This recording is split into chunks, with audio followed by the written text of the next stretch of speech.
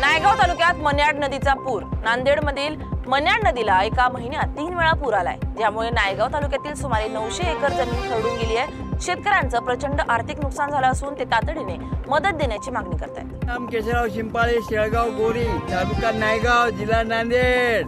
आमच्या गावची कमीत कमी 900 एकर जमीन खरडून गेली। आता पुढे काय करावं, कसं करावं, त्याचा बघा, विचार करा। मायबापा सरकारने विचार केला तर ठीक आहे, त्याचा कुठे जाऊ आम्ही? आमची न्याय कुठे आहे की नाही? ओ बाबू, कुठे जाऊ रे न्यान्या?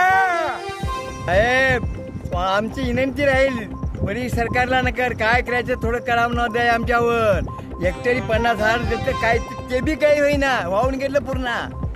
काहीतरी दया माया होते, कुठं 8,000 दिल्यानं काय होणार आहे? आम्हाला काय पुरणार आहे? बियाला गेली 8,000 खताला आणि बियाला, त्याला करावं काय? शेतकरी जमीन काय पीक यासारखं नाही, काही नाही, ते वाहून गेलं।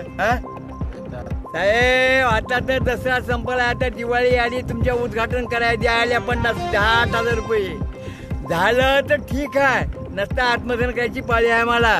गंगाराम पाहुणे, राहणार शेळगाव गोरी, तालुका नायगाव, जिल्हा नांदेड।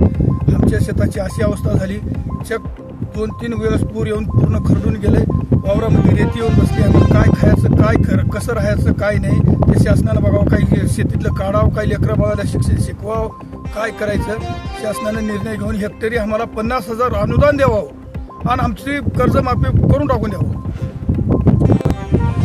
एवढं गेल्या पूर्वी एवढं करून बी काही पुढचं सुद्धा पीक याची गॅरंटी नाही।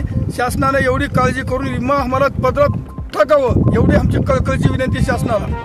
एवढं गेलं तरी शासनाला काही जाग येत नाही, शासन झोपीतच आहे। आता आम्हाला एकच पर्याय राहिले की आत्महत्या केल्या बगर पर्याय नाही। या जगण्यामध्ये बी काही जीवन ठेवण्यात बी काही अर्थ नाही। शासनानं आम्हाला तात्काळ मदत केलीच पाहिजे, तर आम्ही जगणारी पक्की, नाहीतर जगणार नाही।